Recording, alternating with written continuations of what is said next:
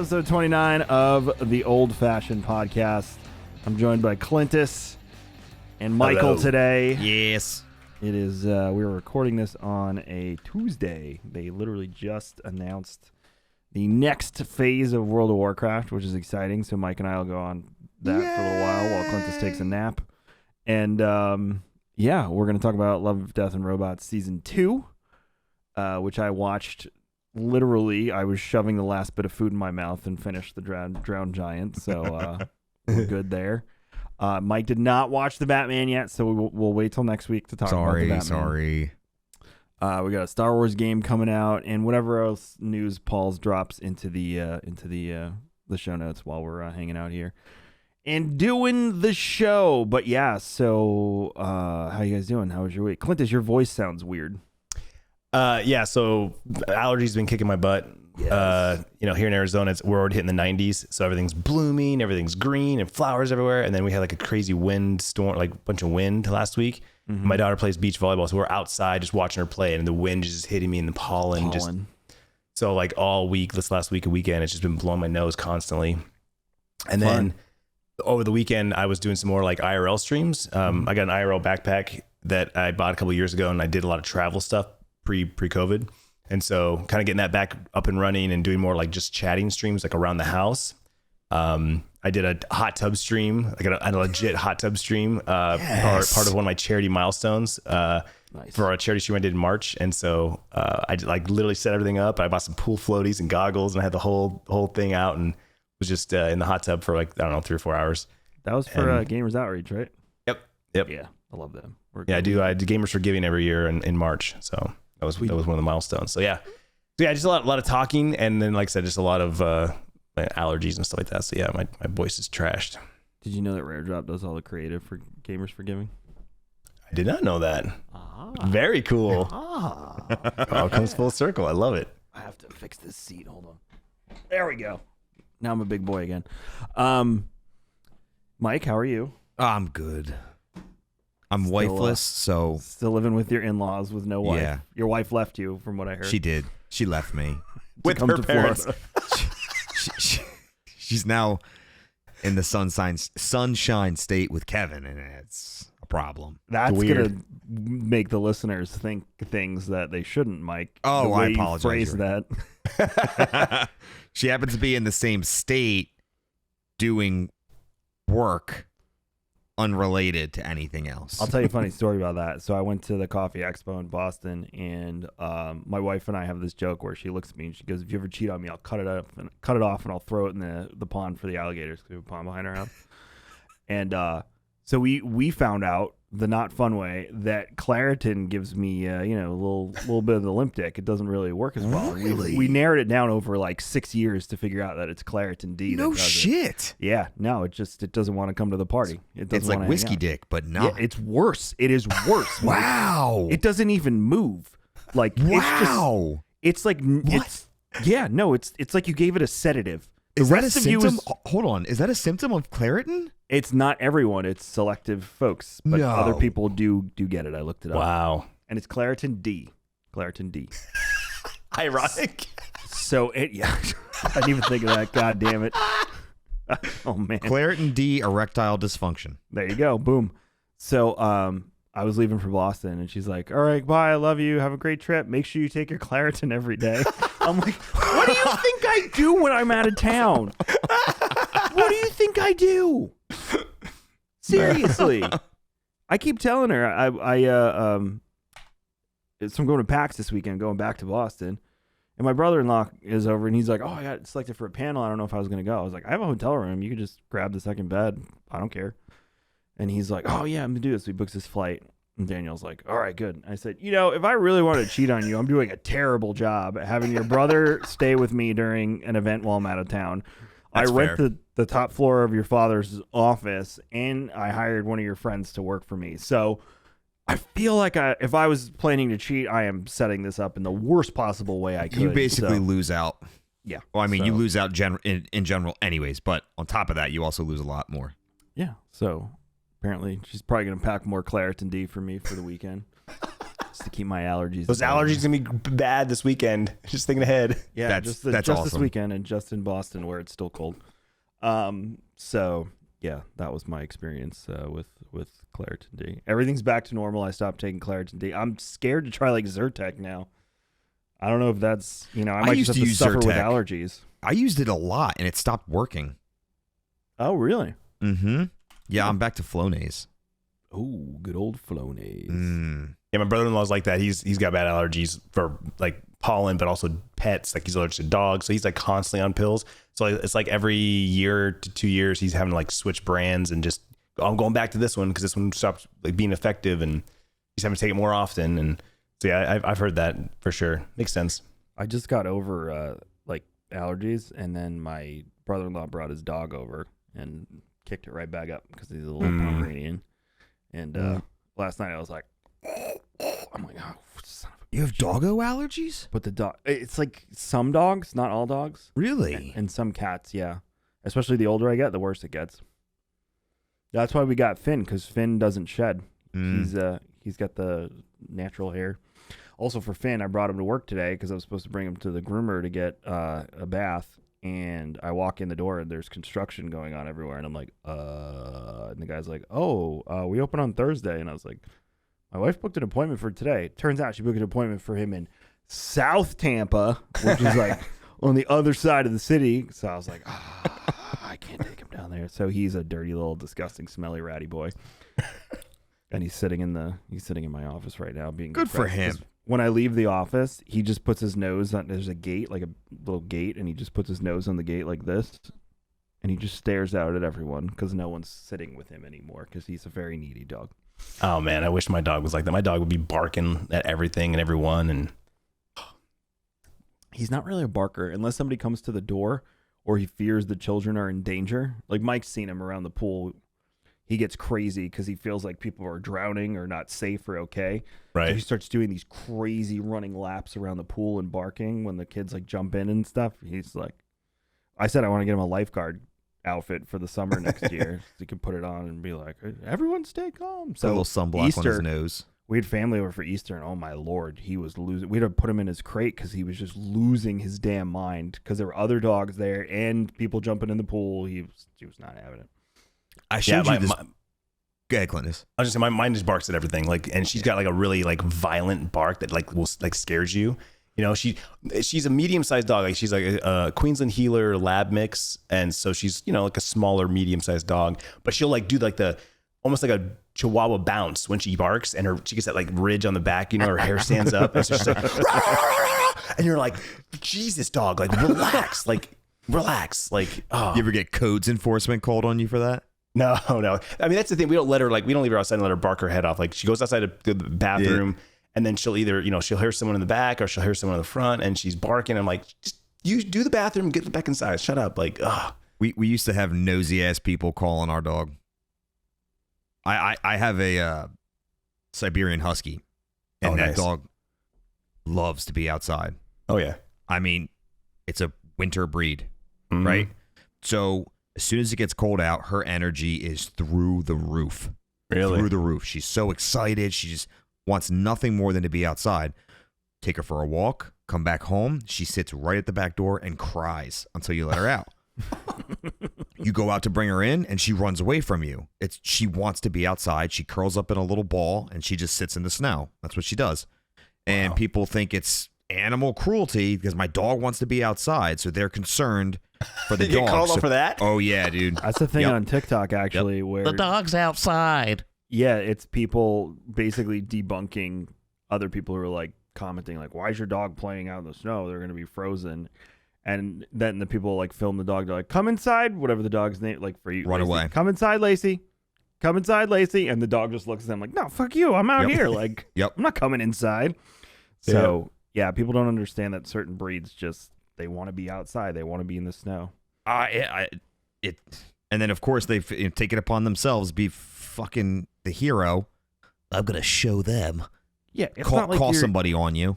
It's not like you're in. I got into an argument once in a parking lot here because the car was shut off, all the windows were closed, and the dog was in the car. And we live in Florida.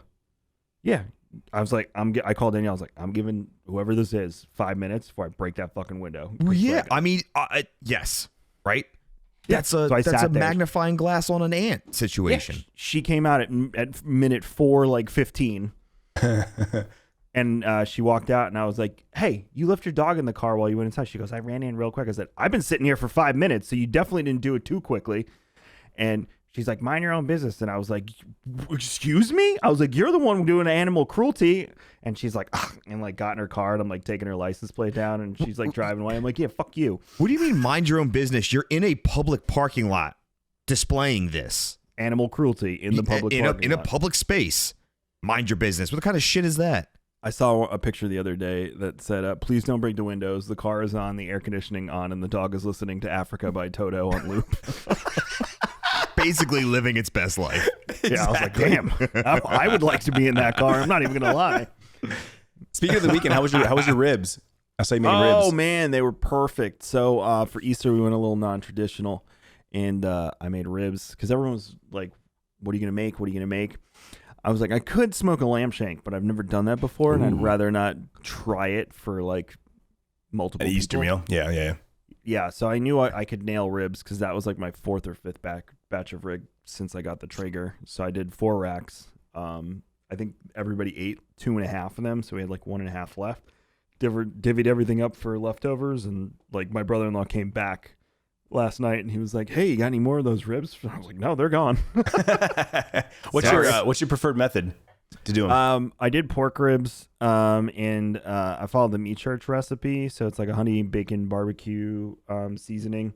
There's a fajita seasoning that goes into it, and then one of their all-purpose barbecue seasonings.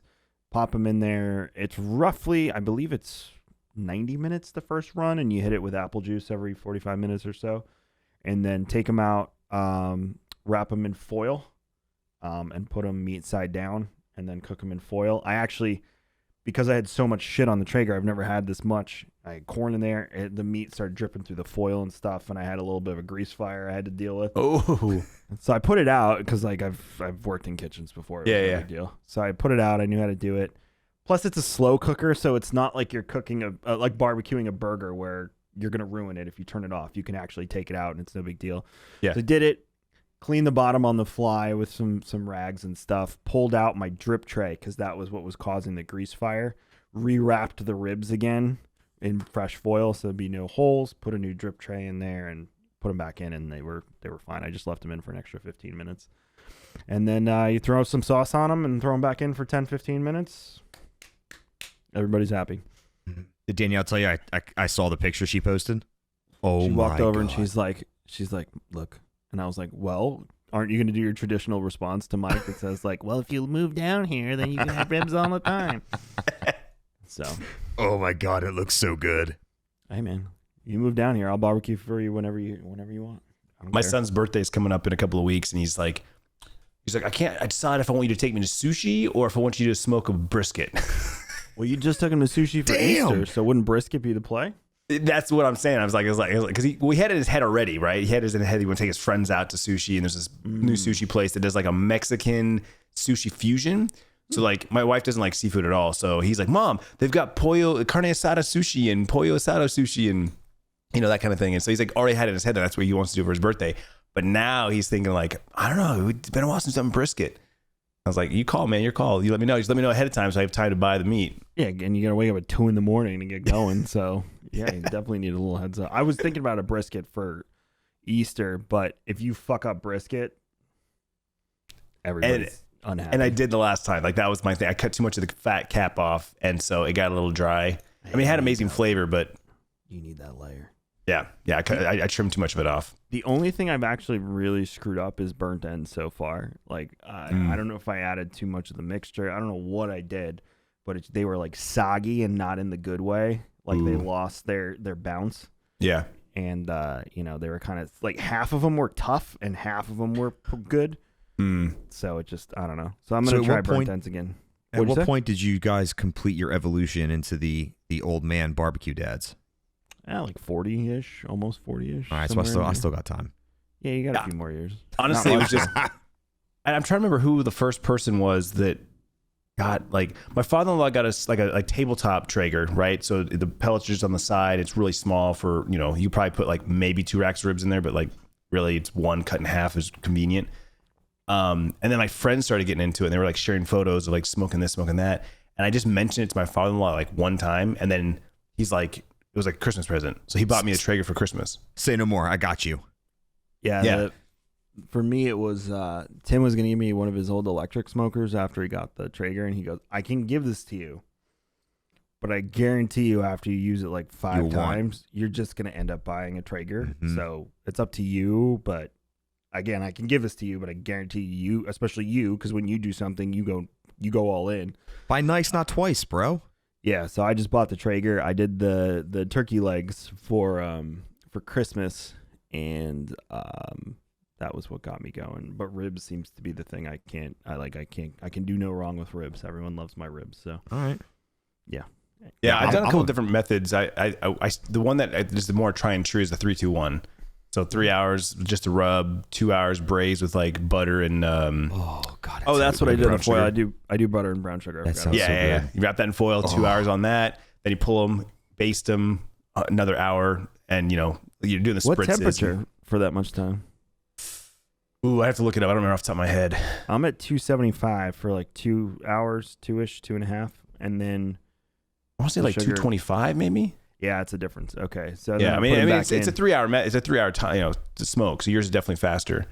Yeah, and then I put them in, and after the brown sugar and the butter, and then it's based on color from there on out. It has nothing to do with temp or anything. Yeah, that's all color because you want that mahogany color. Yep. You hit that sauce, 15 minutes, you're done. So yeah, did that. Yeah. Did some cedar plank salmon for folks who didn't want pork. I did that this weekend as well. That made me my son because again the wife was out. She was out in Chicago for my daughter's volleyball. And so we went to the grocery store on Friday. I was like, all right, Bryce, what do you want for dinner? I'm cooking. So, pick it out. Like I go, let me what I'm thinking. I'm thinking I'm doing a seafood night because my wife doesn't like seafood. So a seafood night and then, a steak maybe or some chicken. And so we ended up doing 2 cedar plank salmon, like two fillets on cedar planks. And then I did a ribeye or a New York strip on Sunday. And so grilled. Have you done the steak in the smoker yet? We did do that once, but I honestly though, I've got a kettle or like a Weber like kettle, and I'll do charcoal and mesquite wood. So I'm getting like a smoky charcoal flavor from the mesquite wood, and so it still gets that pink like layer on it, and it looks like it was smoked, but doing it in the charcoal. I've been buying ribeyes. It takes about 45 minutes. Just season them with some of that meat church seasoning, both sides. Throw them in 45 minutes. I think it's 275-ish, and done. And then sear it real quick on a cast iron. Yep. Like a minute each side with some butter. Done. Good to go. The very first thing I smoked when I got my Traeger was a tri-tip. I heard that was like one of the easiest like beginner meats, and that's how you did it too. Like you smoked it for X amount of time, and then throw it in the cast iron skillet with some butter, rosemary, garlic, and just. But I'll tell you what, man, that freaking the smoke, the smoke in the house. My wife hates. Yeah, everything smells. She's like, can't you do it outside on the grill? I was like, yeah, good, I guess, on the cast iron, because you kind of just turn the grill full blast, put the cast iron But I on. won't. Yeah. But I won't. I'd rather do it inside and make you deal with it.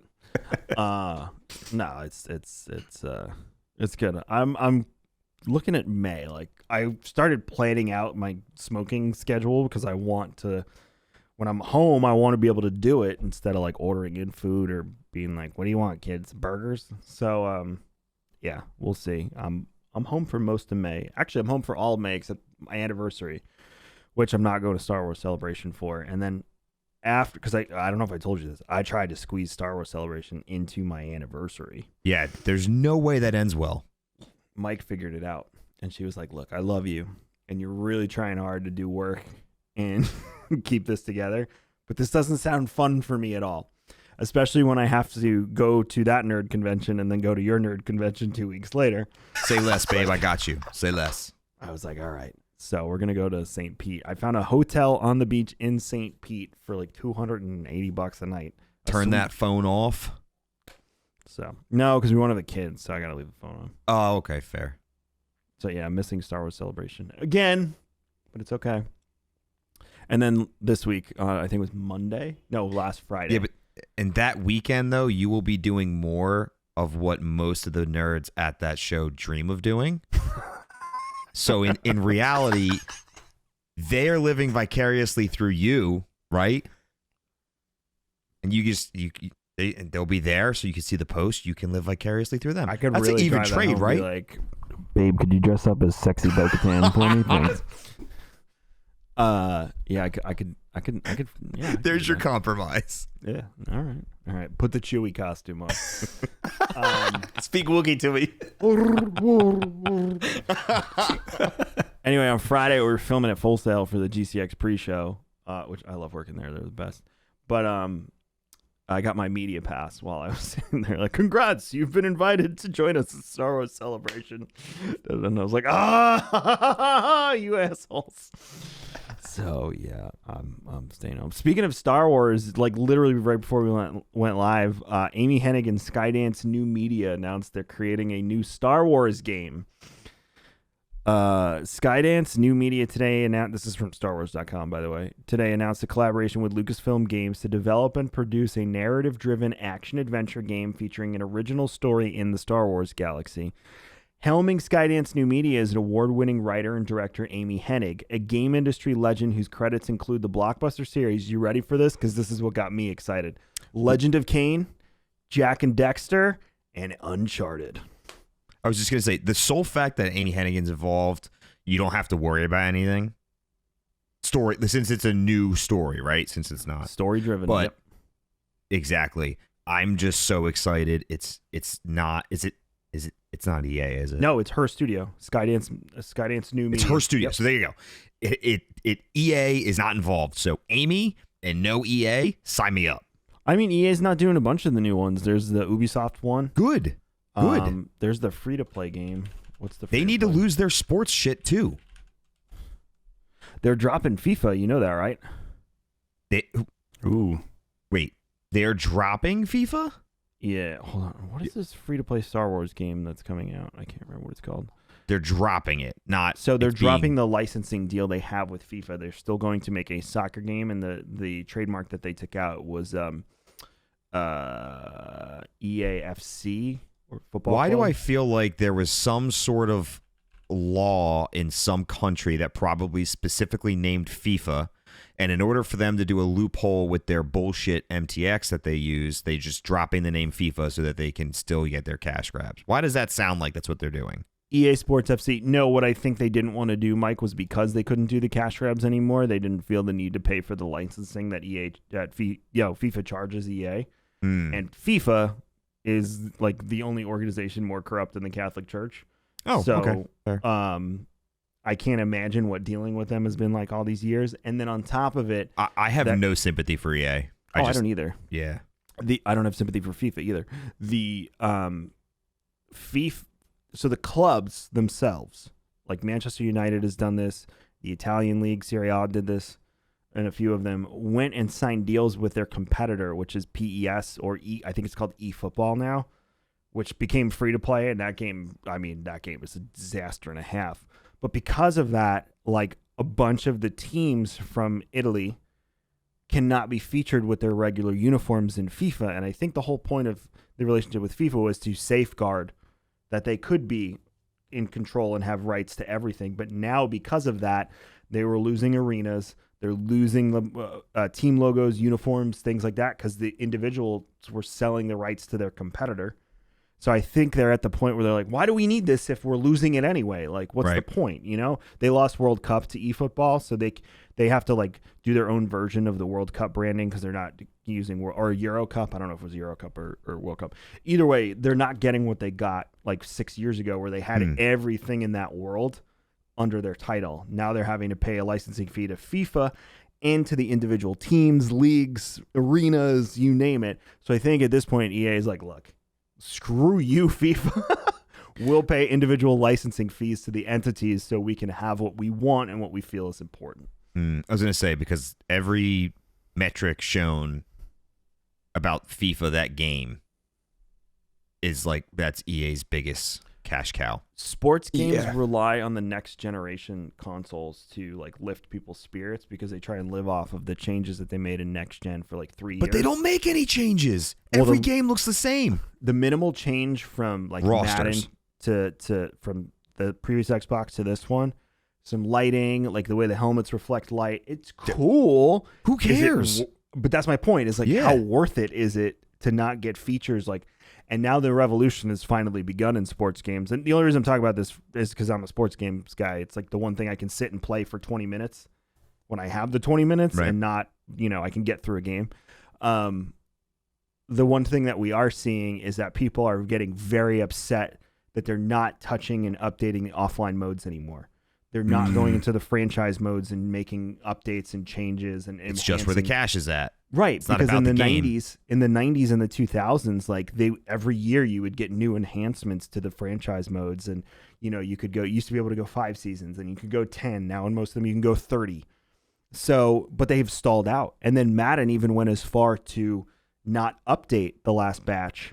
So they said they were going to do X, and they were like, "Sorry, it's delayed. We may not even update it now." So now people are like, it is like Les Mis when it comes to to franchise mode in sports games right now. I'm genuinely surprised they're dropping FIFA as FIFA because that's immediately recognized, right? Yeah, I mean it's been FIFA since the early 90s. So that's surprising to me. Then yeah, you're probably right. That would say that whatever their dealings were or whatever, however much it cost is simply not worth it for them to keep that name, that brand recognition. They're not making money is anymore. insane to me. That is insane to me. Yeah, it's because of the loot boxes. It's I mean, that was it. The loot boxes. I know you in buy FIFA, every pack. It's the same thing they do with NHL, which I can't believe anyone plays those games. Even for in-game currency that I've earned from buying a specific edition or I get for doing a certain game mode, whatever it may be, FIFA alone, just FIFA, has to show me what I'm getting in that pack before I buy it. So if I go to that pack and I go to buy it and it's all shit cards, guess what? I'm not buying it. So think how much money they've lost off of that. Wow. And that's all because of the litigation that happened around. Thing? It wasn't even a U.S. Yes, thing, but they can't regulate it by geolocation because it's too complicated for their back end to recognize. Plus, you can change your region inside of your console anyway to fool it from where you're playing. So they knew that they had to make a legal move, and they did it all across the game. And I can't imagine how much that has affected their bottom line because they put so much into Ultimate Team. Don't get me wrong. The concept behind the Ultimate Team modes for me is a lot of fun. I like the idea of being able to build a team from superstars. What I don't like is that people that stole mommy's credit card get a better team faster than me. I would rather it be progression and you get rewarded for your time that you put into it with the ability to buy add-ons, not cards. Yeah, just be decent about it. Right. Like sell me kits. They give away jerseys for free. You know how many people would pay for jerseys? A lot. Right. And it doesn't affect Fortnite the gameplay crowd. at all. But that's I buy skins, dude. number. Like I've bought skins. 1,000%. In COD, I've 100% I bought skins. Absolutely. I bought skins in SWTOR, and I'm a guy who swore I would never do it. Guess what? I buy it for all my characters now because Granted, I have a problem if all the in-game options are garbage. If everything in-game is garbage and the only premier stuff or decent stuff that they offer is located in a store, I have a problem with that. That's kind of an issue. So But if you have a licensing agreement with like a third party, like I don't know, like if COD decides to sign and with Lucasfilms and they bring in a fucking Darth Vader skin, I don't have a problem with that being in the storefront. And I would buy that. I was gonna say like MOBAs, particularly stuff like Dota, League, and then stuff like Warframe, I think did it really well when they kind of have their own internal DE team did that do it does very stuff, well. and then they outsource, like the community brings in their stuff, and that's on the store, and I think that's even better but I don't know how that would translate to like a sports game because that's something that not a lot of people talk about. Like not a lot of people talk about the way DE implements the community art. They actually have skins that they sell. It's like it's $5 for a full character skin that their community artists created and then the development team implemented. It's really cool how they do that. What they need to do is they need to make more uniforms in these games that make you feel like it's your own team and it's your original thing. Whether it's regional, people would buy that. Esports team. Well, FIFA has esports jerseys. Like you can get a Team Liquid jersey if you just play. And I'm like, sell that and let me earn the players. Yeah, and that would be kind of cool to like give back to the not the professional players and anything given back to them. They win purses, but I don't Overwatch did that, where you had like their teams and their jerseys come over, right? They did Absolutely. that big thing. But how much cooler would it be though if it was like your own? Like, I don't know. Or make a pack where you can design your. Well, I guess designing. The reason they don't do that is because they don't want people putting like offensive messages. And whatnot Correct. on. Yeah, and But- it's Or getting trademark troubled by putting something can- you don't own. Well, most of the time when they do trademark stuff, it's because they're putting like brands are now paying to be in these games. Mhm. You know, FIFA has done such a good job. This is hilarious that I'm saying this, but they really have, with making the field feel authentic, because the banner ads that scroll by in the back, you know, when you're watching a soccer game, they're on that back wall, like where the players are sitting and stuff. So the banner ads that scroll by are specific to the stadiums, the broadcasts, the leagues, and the regions. So if you play in a German league in a German game, all the ads are in German. They're not just putting like Pepsi up there. It is ads specifically. And you're getting all of the ads that sponsor the team that you're playing as if you're home, or, you know, if you're playing against a home team. So it's the real ads from the real stadium, from the real part of the world for the real arena. And that's impressive that they can do that. So when it comes to licensing, they have no problem dishing out money. And you know what? You can have brands come in and be like, hey, you know, we're Pepsi and we would love to have like 8 different versions of our jersey, you know, in game for people to buy for $2, $3, $4 a pop. And then, you know, it adds variation and people can feel like their team is their team instead of like copying like a Manchester United jersey or, you know, something. And I feel like that's your better option than trying to like force these loot boxes with players down our throats. I think they can keep packs, but packs should be earned through progression, which they're starting to translate. They're doing more of that across the board, but you know, it should be earned. Like and you know what? They can sell season passes too in these sports games. They can. Yeah, they totally can, as long as they don't implement them the way Halo did. Oh God, that was a mess. Yeah. I from jump, we the way that they did XP gain, I feel like was pretty egregious. There was just no need. There was no need to just slow it down the way they did. Let people progress. Let them move forward. The more I'm rewarded, the more I want to play. Right? I don't. The way they did it, it put a bad taste in a lot of people's mouths. And correct me if I'm wrong, but is that game not on a downturn? It's dead for all intents and purposes on Twitch. The amount of players is like equivalent is less than MCC. So it was a flash in the pan. Except for the fact that they're The game announcing a VR solely release. responsible. The game solely responsible for killing Battlefield 2042 is now dead. Sad. That's a joke. It's not that wrong. But yeah, that's so, what EA blamed it on. Yeah. So you look at the landscape now with the, I don't even know how we got here, but Halo did it. Star Wars. We got her from Star Wars. Got Oh, new Star Wars game. Yes. And the Star Wars and EA. sex. Star Wars also had issues with loot boxes, but they fixed it. EA again. Oh God, that was a long time ago. We're getting old. EA again. Yeah, he's so much EA. But yeah. So I would like to see more.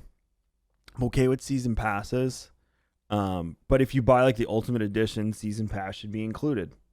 You know, you shouldn't have to pay. For how long, you think? The Forever? duration. A sports game lasts 1 year.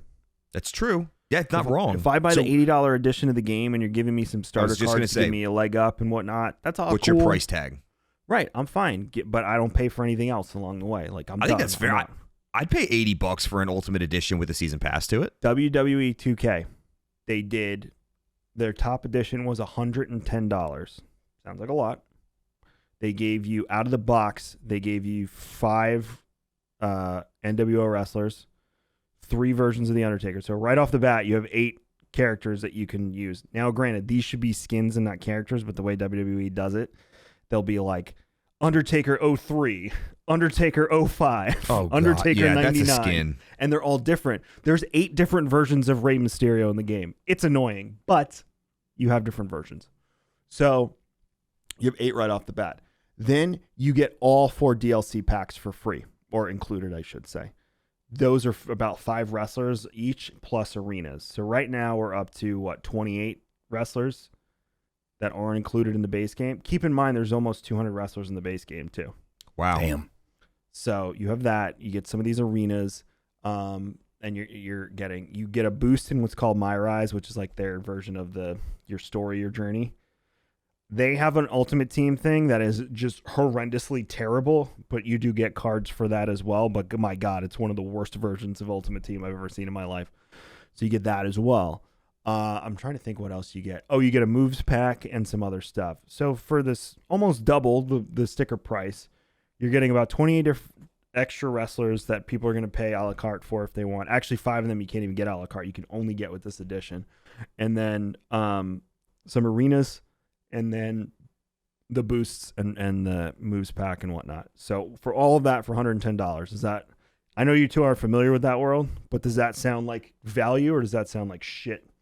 I would be on again, maybe I would feel different if I was excited about that game specifically. Yeah. Like Elden Ring, for instance, I was excited about that game. Collector's Edition, I wouldn't blink, I wouldn't bat an eye to spend that kind of money, but that's what I'm into. So someone who really enjoys that, that's probably a good deal. When you start talking about 8 versions of a single character, that sounds like skins to me. And then when you start charging me additional price for that, that's where we start getting into that muddy realm where I'm like, all right. No, the 8 versions of Rey Mysterio are earned through one of the gameplay modes. You basically go through Rey's career, and as you, I think it's like 12, 13, 14 matches, you get a new version. So the 110 gives you access to his career? Every time you play. No, you have that. That's in the base game. So what are the additional things that you get with the extra? You get 5. You get the NWO basically. So you get Hogan, Kevin Nash, Scott Hall, whatever their names were. Okay. You get the one you're thinking of is the 3 extra versions of the Undertaker. There's already 3 in the game, so now you have 6 versions of the Undertaker. So you get those. So you get that, and then for each DLC pack, they're all themed. You get 5 wrestlers from each. So that's 20 wrestlers right there, and none of them are copies. They're all their own unique. And this is every year this comes out? No, because in 20 they made the worst game they've ever made. So they took off 21 and made 22. And for the first time, I actually read the patch notes before I came in here. They are releasing things on the fly. So this update that's coming up, I think it comes out this week, you're getting a new arena in the update, which they've never done before. And that's free, no matter what version you have. 110 gets you everything, present and future. No questions asked. You don't have to pay a dime for anything. All the DLC packs are free or included. Everything.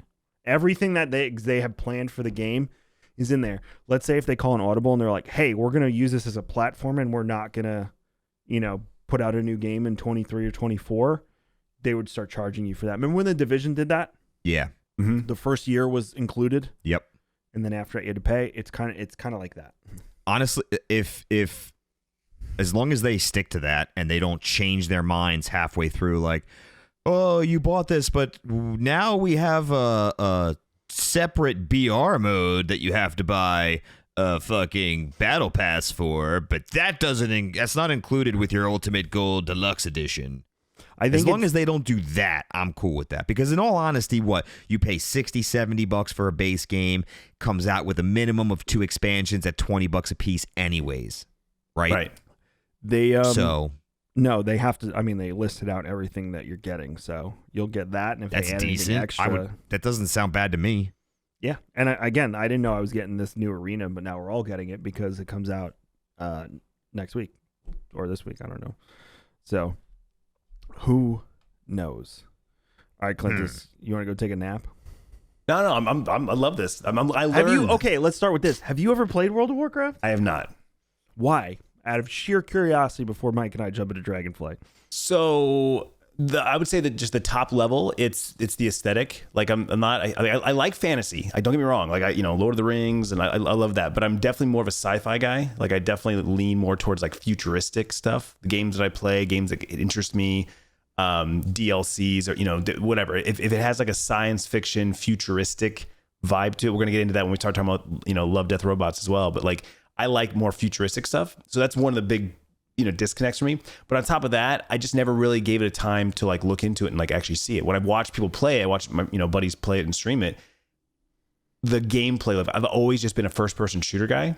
It wasn't until like this last year, maybe 2 years, mostly this last year, I expanded outside of that. I played New World, No Man's Sky, DayZ. I played the survival game called Icarus. Like I've kind of stepped outside my box a little bit. So it's not a complete like I'll never play it. I just never really gave it a time to like really dive into it and look into it. I think that you should give it a try because Mike and I can do stuff with you. Mm-hmm. And it has all of the addiction mechanics that you are used to from games like Destiny, because Clintus and I met playing Destiny. Mm-hmm. They all took it from World of Warcraft. Like everything they used to try and keep you hooked into Destiny, Warcraft did it before. I shouldn't say Warcraft only, because games like EverQuest and other games paved the way even before that, Dark Age of Camelot. But yeah, I will say this. They specifically said they're going back to the fantasy element in this upcoming expansion, Dragonflight. So that might turn you off. But if you enjoyed New World, and I've said this, you're not the first person I've said this to this week, I don't see any reason why you wouldn't like WoW. Well, yeah, and with that being said, like I said, I do like fantasy. Like I love dragons, and I do love that. I guess just because there are other games that I still play and I have interest in. It's modern and futuristic always been like my line, right? Like I play Escape from Tarkov. That's like my favorite game right now, and that's very modern. It's very realistic in today's world. If they ever like painted it with like a futuristic vibe, which is what the Cycle is kind of like become. The Cycle Frontier is very much a futuristic, lighter version of Tarkov, and I absolutely loved that game. Cannot wait for the final version to come out of that. So yeah, again, fantasy's not a total turnoff. Like I love fantasy movies and the vibe. It just for a game, like I said, New World was my taste of that. Where I'm like, okay, maybe I should. So I'm very curious about this conversation, and my question would be, if someone who's never played WoW before, is Classic the where to go or no? So they're two completely different games. Yeah, I know. So tell me where I would start. So Classic is, and we were actually talking about this with Rob before we got on because they were watching the reveal. Classic is a much longer form version of World of Warcraft. There's more to farm. There's more to grind. Leveling does not take. You could level a WoW character to max level in retail right now, probably within a week, maybe less. Pretty quick. Yeah, you could get it done fairly quick if you were committed, you weren't working and stuff like that. Yeah, if you focused on it. Classic, could you? Yeah, but you'd be up all night. You'd literally have to have no life to get there. Poop it socks, was probably baby. more like 2-3 weeks if you had no life and just went for it. And again, crafting, all of that stuff, it's more of a grind. It is not like a go and get. Wealth wasn't really a thing by that point. I know specifically in Burning Crusade, where we are right now, before we move on to Wrath of the Lich King, which is the next part of Classic, which to me, the one we're in now and the one we're going into was the best time of WoW. There will never be anything better. But can we replicate that? No. We can't go back to those days that when it was new and fresh. We can relive the memories and have a good time and hang out, but we'll never have what we had then. And I try and really lay that expectation out for people that want to try it for the first time, because you will talk to people who will be like, oh my God, you have to jump in Wrath of the Lich King because it was the height of WoW. Yes, but it was the height of WoW because it was the height of WoW then. It's not because the nobody same knew thing. what the fuck they were doing. Right. We all got dropped into Northern is the continent they drop you. And we all got dropped into Northern and we were like, oh my God, oh my God, oh my God, this is new, this is cool. It linked back to Warcraft 3 because the main antagonist was the guy from Warcraft 3 who was the hero that fell and all that stuff. Go ahead, Mike. You want to say something? I can tell. Well, so what I would say, coming from, I think the only reason, if you're coming from, the hell is that Amazon game? New World. If If you're coming from New World, the only disconnect would be the aesthetics. Like if you can't get beyond the artistic angle of it, that's the only disconnect. Otherwise, you would jump right in and feel great. WoW definitely has a cartoon vibe, but it's just the era in which it was created. But it's fun. It's fun. They have fun with their art for sure, and it's great. They also base it on the like Warcraft 2 and Warcraft 3 and stuff like that. So that it's not cartoony for the sake of cartoony. It's because the story goes back to the I don't remember when Warcraft came out, but it was like 80s. And everyone, will tell you till they're blue in the face. It future-proofs their game. They don't have to really update their engines all that much. They don't have to do a whole lot because it's cartoony. It's kind of forever, so it doesn't really lose. You will hear people talk a lot though about the pixel counts of old mounts and old gear versus new mounts and new gear. You can definitely see a difference. But to put it in perspective, everyone kind of saw it coming and expected the announcement of Wrath of the Lich King today, but it was officially announced, and there's no date to it yet. We don't know when it's coming, but the sole fact I love that story. I love Warcraft 3, and so I am in for this expansion. And I said that with Rob today, and Rob's immediate response, well, you better start leveling now. So it is a much slower progression than retail. What I would say to you is this, Clintus. You can sub and you get both versions. They're not separate subscriptions. So you could test the waters and try one and the other. And this game to me is not something you like drop everything and stream this. No, like continue playing Cycle, continue playing Tarkov, whatever you're playing. This is that like I'm in a stream tonight and I want to drink a beer. Mm-hmm. Yeah. And relax totally. And talk to my chat and have a good time. My WoW streams were my favorite because I was kind of carefree and just running around the world playing. I did it all the time with Mike, and especially while you're leveling, because there's no huge thing. You can get in some dungeons as you're going along and learn that stuff with folks, and I'm sure folks in your community are going to want to like Sherpa you through stuff. Yeah, you will probably have a much, albeit curated, but you will have a much better experience than I did jumping in. And Kevin, to be honest, I'm sure when you started, it was probably really. I started because taxic. I worked at Best Buy, and I was in the PC and Geek Squad department, and Lord of the Rings Online was coming out, and they were shutting down the old Star Wars MMO to make room for SWTOR. And they were like, oh, this is like Lord of the Rings, but it's it's like World of Warcraft, but it's Lord of the Rings. So I was like, oh, I've never played World of Warcraft. And they were like, all of them, like, you work in the PC department and you've never played World of Warcraft? I don't know if we can trust you. So we started playing Lord of the Rings Online, and, we leveled up. Again, that game used to be a slog too, so that was the norm back then.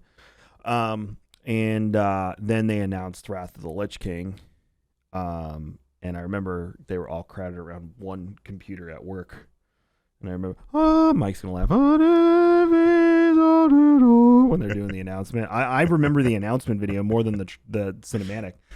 And I was like, oh, all right. They're like, you are getting into WoW. We're all leaving Lord of the Rings Online. We're going to play WoW again. So that's when I started playing Burning Crusade. And they Sherpa'd me through everything. It took about 2 months to get to max level.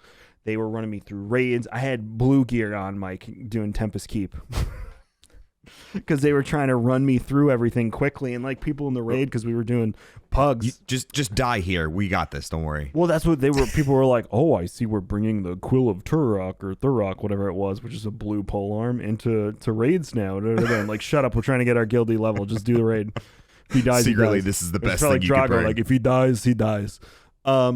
So you'll have a much better experience because people in your community are going to be like, Clintus is playing. They're WoW. going to love the fact that you're interested and that you want to play, and they're so going if to you help do night streams, maybe give it a whirl. If you want to do offline with me and Mike, we'll run stuff with you, because I have an ungodly amount of characters that I'd rather not admit how many I have on both classic and retail. Partially Rob's fault. Yeah. So, yeah.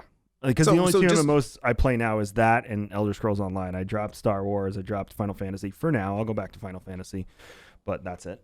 So back in college, I played like Counter-Strike, right? And I played like Tribes 2 and Day of Defeat and Team Fortress 2. Like, again, first-person shooter, online, PvP. Like, that was my thing. And then right as like my last semester of school, a good friend of mine was like, dude, there's this new game called EVE Online. It's an MMO. Spreadsheets in space. Yeah.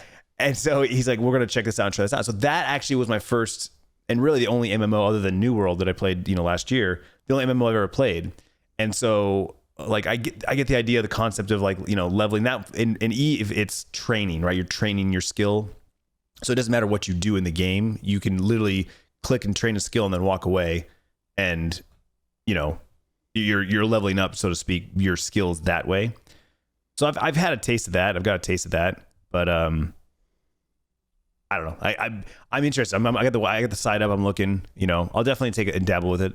If you like the idea of progression, I get love better. The progression. You get better gear. You're making as you're playing, you're bettering your character. Right? Yes, that's And there's exactly what I want. Like, I guess not tangible. Tangible is probably a bad word. But as you're playing, you can see the growth. Yes. Right? That's what these games have. Yeah, I mean, and it's that's what not everyone. guns. Yeah. And I feel you because I am a huge FPS guy and I rage and I love it. And that's part of why I like it because I get so competitive. I get into it. I need break from times and Sure. MMOs are my break. And then I will play MMOs until I almost burn out. I'm like, all right, well, I need to play something different. I jump back into FPS. That's kind of where I bounce back and forth in between shooters and MMOs. There's nothing better for me than a Saturday evening with nothing to do. My wife is watching her show. My kids are asleep. And I put WoW or something up on the widescreen monitor. I have a movie that I've seen or a TV show that I've seen on my iPad. And it's usually like Lord of the Rings or something like that. And I got a glass of scotch. That is the ideal Saturday night for me. I love it. It is the best because I don't have to look at the movie because I know what's happening because all I have to do is hear it. Right. And I'm just running around, doing my quests, leveling something. I really enjoy the leveling experience. I'm one of the few people that really loves to level. I love dungeon grinding. And I love it. Retail WoW allows you that more passive way of getting into raids and stuff like that. They have a whole LFR system that you can get purple gear, which is the epic gear. And level your character up to a certain peak. And then there is, if you want to, you have to join a guild or, join pickup groups. It's easier to join a guild and do the higher tier raids. And then they have beat your ass fucking really hard raids too. So there's something for everyone in retail. In classic, it's heroic, or at this point it still is. It's regular dungeons as you level, heroic after you're done, and then you get into raids. And, that's it. And So a lot of my friends, a couple of my friends in my community, like Final Fantasy is their right now their MMO, right? The new 14 or whatever it is right now. Also very good. That's my space right there. Okay, so like in comparison, like if I were to jump into an MMO, you guys, you're saying you think WoW retail is the one versus like say Final Fantasy? Either one, I would say go for whichever one aesthetically pleases you more. My problem with Final Fantasy is a lot of the aesthetics are not my vibe. Yeah. It's not. There's things about it that I love. Don't get me wrong. First of all, the gameplay is wonderful. It has some of the best casting and combat in a tab target MMO that I've ever seen. And there are a lot of the story elements that are really good. They have I think Final Fantasy has the coolest looking raid bosses in any MMO. They just wipe the floor with everyone with how amazing. Besides, it's not an MMO, but like Elden Ring would be the only thing, or FromSoft games would be the only thing that has cooler looking bosses to me. So Final Fantasy really takes the cake there, and they make you feel like you are, you are the was it the hero of light, Mike, guardian of light, whatever you are, Warrior of light. So like when you're running through and doing these, and my there was a point where Mike was just sharpening me through raids when I was like, Mike, can you help me with this raid so I don't have to get a group? Yeah, no problem. And it's like just the two of us standing down this like leviathan of a monster, and he just walks up and he's like, dink, and it's big demon. I'm like, all right, we're dead. But WoW is very much, and Final Fantasy, they both nail community really well. There's community aspects, and your ability to stream either of them, you'll have no problem making community and friends and stuff like that. WoW is a way different aesthetic. It definitely feeds higher into that high fantasy more. There's the PvP aspect of WoW, although Mike said the Final Fantasy PvP has gotten much better with the last update. So I don't know much about that. He can speak to that. To me, WoW's a bit more streamlined and easy when it comes to systems, mechanics, and things like that, especially for a new person to MMOs. But what I would say is try them both, because one might stick for you more than the other one. For me, it's WoW. That doesn't mean I don't want to play Final Fantasy, but these games are time investments and time sinks, and you cannot split your time. The only reason I can play ESO and WoW is because if I get annoyed or sick of WoW, I can hop on ESO, because ESO, I'm already max level, so I'm doing what's called champion levels, which go up to 1,400. And for reference, I'm only 470 something. But ESO is you can do anything at any time with anyone, anywhere. There's no levels. The world scales to you. Okay. You don't have to go worry about being in a high level area, because everything is where you are. And then difficulty is based on the mob or the encounter that you're doing. Yeah, I think they're both friendly to new players in their own way. So as a new player coming into WoW, you don't necessarily have to play through all of WoW to catch up, right? But then you do miss out on all of WoW. You know what I mean? So you jump in the current expansion, and you're able to play the current expansion. ESO does probably the best with this, where everything's accessible to everyone. With Final Fantasy, it is an MMO, but it's an RPG first. And it is intensely story-driven. Gotcha. So you don't unlock things until you reach a point in the story. Gotcha. Right? Yeah. So you are very much along for the ride. When I was running through the expansions after I finished the base game, I was level 53 for a long time because they nerfed if your you XP. just want... So, I mean, it's good and bad because you are out-leveled. You will out-level everything right now in 14 if you play through the story. You could skip the story. You could pay to skip it. I wouldn't recommend it, especially now since they changed ARR. They revamped everything about the way you move through. It plays much better. They cut out a lot of the bloat. Still bloat there, but they did a great job taking a lot of it out. And the story is just so damn good. On top of that, they just launched 6.1, which is a completely new story arc, brand new. So what I would say is, what I would recommend is if you're someone who's very story-driven and you're into that, you like getting involved in a world, Final Fantasy. If you just want to play an MMO, World of Warcraft. Fair enough. So it looks like they have a free trial up to 20 levels. They both do. Yeah, they both do. I think And Mike, 14, if you're gonna you play get the first either of 2 or them, 3 expansions for free.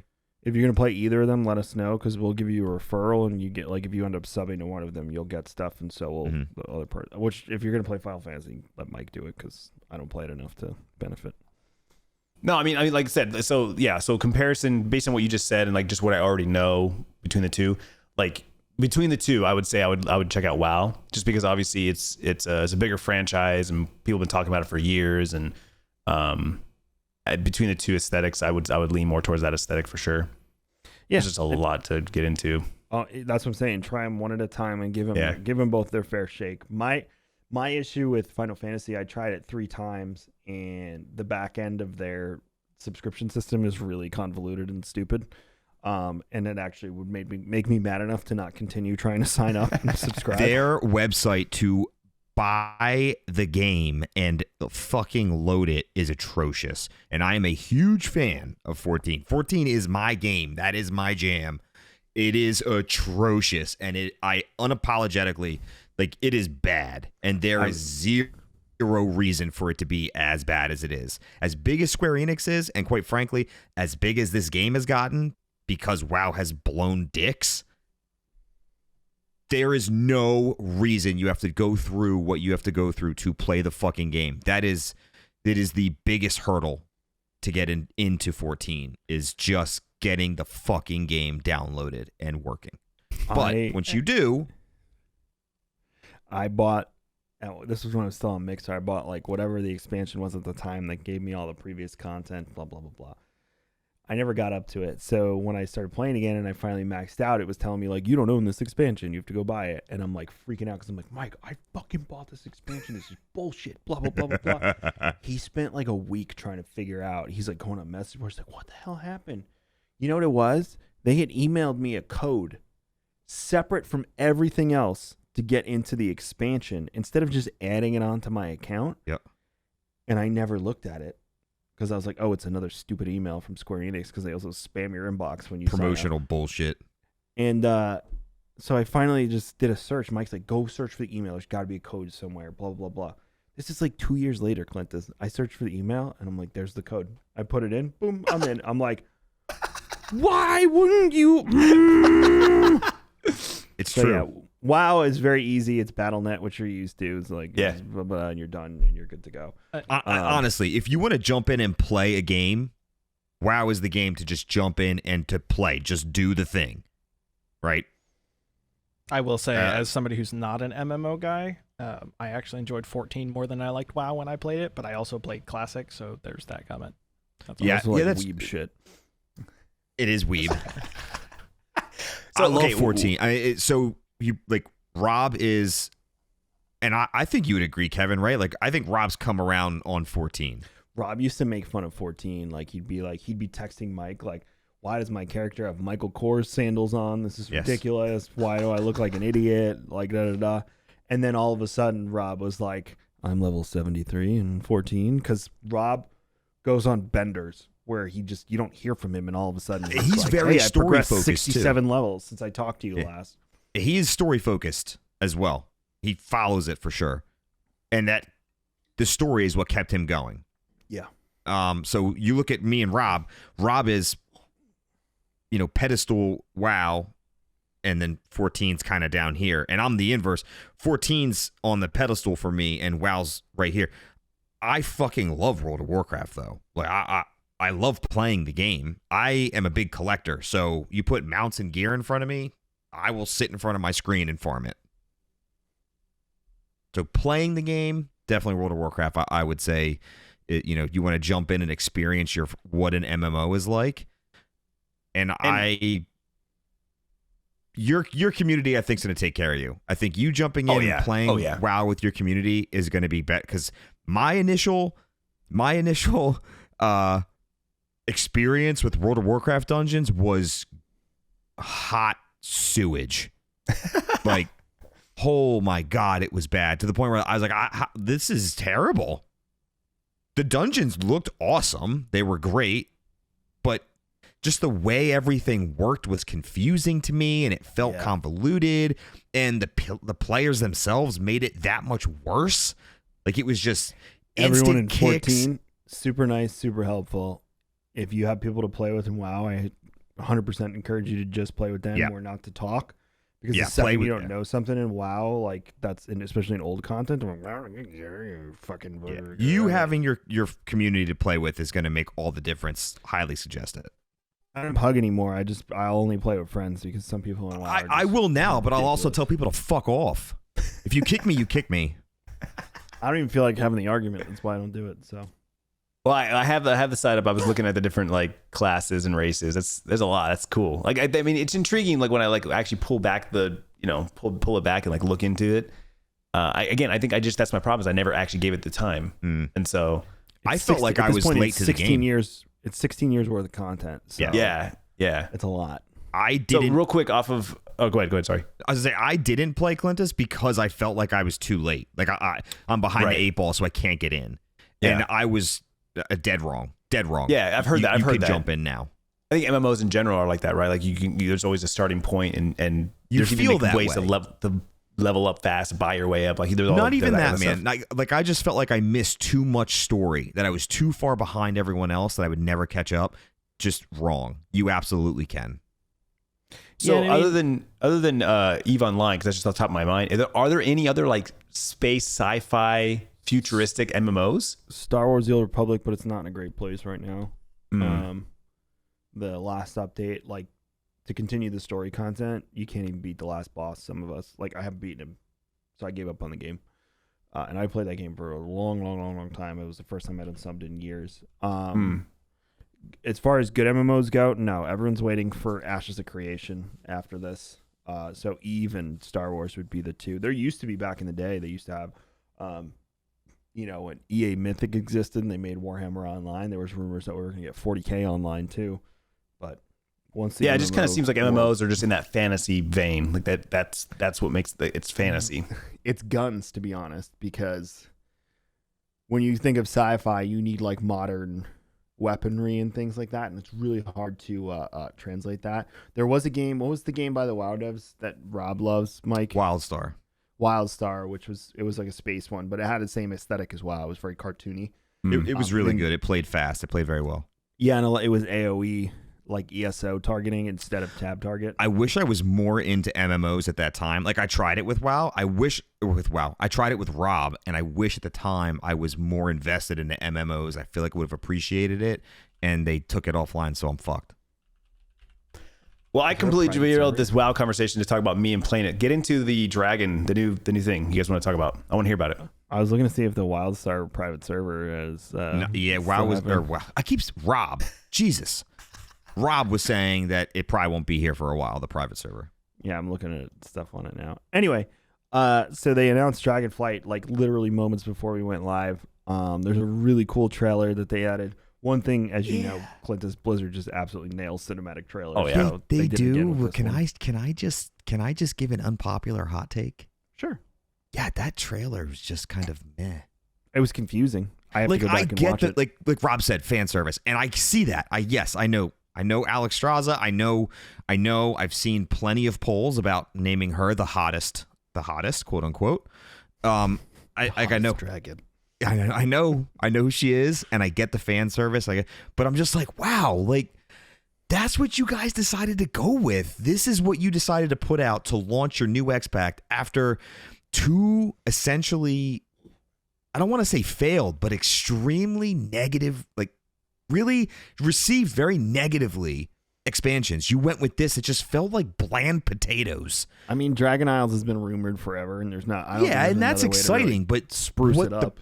But the product they put out to launch this, that's what you went with. Where we're going is very cool and very exciting. And again, Alex Straza, hot. I get it. But what you put out to show the world this, I just felt, oh, you guys, that's what you went with? You could have put anything else out there, and this is what you showed. It was just kind of meh. It did not incite, like, I need to freaking pre-order this right now. Hey, I'll say this much though: we fell for that trap with Shadowlands, and look what happened. We That trailer did. was off the chain, and then we were like, We this is not did, and fun. that's we were talking earlier, and like Rob said, this doesn't need to be great, and I agree. This doesn't need to be great. It just needs to be okay. If this expansion is okay, We're all happy. everyone's happy. Don't give us layered systems bullshit. None of this. Just make it an okay expansion. It'll be better than Shadowlands, and everyone will be happy and back on board with World of Warcraft. I love that you asked yesterday. It took Shadowlands for everyone to think BFA was decent. That's true. Yeah, you're You know, right. BFA was dog shit until Shadowlands came out. Shadowlands Hindsight came is out, and all of a 20/20. sudden people are like, BFA wasn't so bad. I love that you asked yesterday. You were like, "Do you think they'll do a new race or a new class?" And they were like, "How about both?" Both. So for the first time, we have a new race class combination. I don't know if the Drakthir can be other races or other classes, sorry, but we know that Drakthir evokers are a new class, and only Drakthir can be evokers. So I don't know if you can be like a Drakthir paladin or something, but we'll find out as they release more. It sounds like no, they're only going to be evokers, but I don't know. We'll see. So the cool thing about them is you can change from your humanoid form to your full-on dragon form, just like you can as a Worgen. They have their own abilities, own systems. It looks like there's some sort of skill system in one of the videos. There's like a meter and breath and fire and all sorts of stuff. So if they are their own class and stuff, that means they'll probably have a tank, damage, and healing tree that you can choose from. So you'll be able to do either one. And then the new dragon mounts are pretty cool. I'm assuming you can only do this stuff in the Dragon Isles with these dragon mounts. But they totally remind me of, and Mike's going to laugh. Oh, you might too, Clintus, of How to Train Your Dragons. You They're know all there's going like- to be memes for that all over this. Oh my God. They're all like different colors and different shapes and different sizes, and the horns are all different. So all I can think of is my son watching that show and movies. And they can like dive and go really fast. They apparently have their own maneuvers. So that's all new. Dragon Isles is the new area, which we all knew. The rumors were soaring on that. Looks like centaurs are back. I don't know how they'll be implemented in one of the areas. The Tuskar are back. The walrus people from Wrath of the Lich King. And then it seems like there's different, dragon politics that we'll have to work through. New talent system got me really excited because I've hated this revamp of the talent system for a long, long, long time. So we have talent trees back. And professions in crafting. There's Dragon Isles Artisan. Professions in crafting's huge. Final Fantasy does that, and they do it very well. And Yes, they do it better than WoW. bringing over sets for your crafters, you're expanding your player base essentially. You're bringing over a lot more people. Yep. There are people in Final Fantasy that only play crafters. That's how they play the game. They choose to play the game as a crafter. Yep. and that's what they do. And there are people like that. You bring them at this point, bring them in. And then the HUD interface, you are now going to be able to edit your hub. I don't know the restrictions on that, but that's exciting. From what I understand, because I was talking to Walrus actually, and he was saying it seems very much like Final Fantasy to him. I don't know. It's Walrus, so Wally, fuck your face. One, That's so Walrus. Two, it's very subjective, your opinion. So yeah, we'll see. Because SWTOR did I don't know how reliable Final you Fantasies didn't fight, and both of them are pretty robust, and you don't really need add-ons because of it when it comes to that. So that would be really exciting. I feel bad for all the add-on designers, but and there'll always be a reason to have some sort of add-on in the game. So that, and then we're going to level 70. We're getting a new raid, the Prison of the Primal Incarnates, and new dungeons. Of course. So yeah, and you can go sign up for the beta now. I would love to jump in and discuss this in depth. Not today. However, I have to run and grab my son from school. Yeah, no, that's what I was gonna say. I hope you want to push Love, Death, and Robots to next week with Batman, and we can dive into. We can do that. Is entirely up to you guys. If you guys would like to discuss it, by all means. No, we'll discuss. We'll do Love, Death, and Robots next week with the Batman because you have plenty of time to see it, and then maybe you and I should do a Splinter episode where we dive deep into Dragonflight. We could even invite Rob. I'm down. Talk to that Rob way about Clintus that. doesn't have to sleep and bring a pillow and blankets for that part. And, I'm down. To all you lovely bastards, I hope you enjoy the extra long track. Yeah, so let's do that. We'll hit up season 2 of Love, Death, and Robots next week with the Batman, and then Mike and I will do a separate, like maybe a 20-minute thing with Rob where we just sit down and chit chat about Dragonflight. And we'll talk to Clintus offline about trying WoW, and maybe we'll do a game night or something where we all get to hop in and hang out and do some stuff. But I'm down for all of that. But yeah, cool. All right, gents. I'll talk to you. Go ahead and go, Mike. I want to give Clintus and Kevin the 2 seconds of news for this week, just because it's really love you guys. Bye. Later, bro. The Portal writer is saying to whomever, he's not getting any younger, so we have to start Portal 3. Yeah, I figured that. Someone should say that to the Gaben for Half-Life 3. There's a very particular person that we know that would freak out if that occurred. Yeah. Number 2, the Witcher 3 fan is doing a fan make of Geralt in the Lego DC supervillains. So Geralt is now a character by mod, which some people are super excited about. You talked about the Stallion Instinct in the new Star Wars game, but this one I just thought you'd be amused because I don't know if you know about Disney's special district status yet. No, I didn't. I avoided that for a reason. Okay, well, we'll leave that then. For anybody who doesn't know, have fun researching special district statuses in multiple states. Yeah, no, I don't want that on my old-fashioned podcast. No, it's all right. We're gonna wrap it there. Thank you. You're good.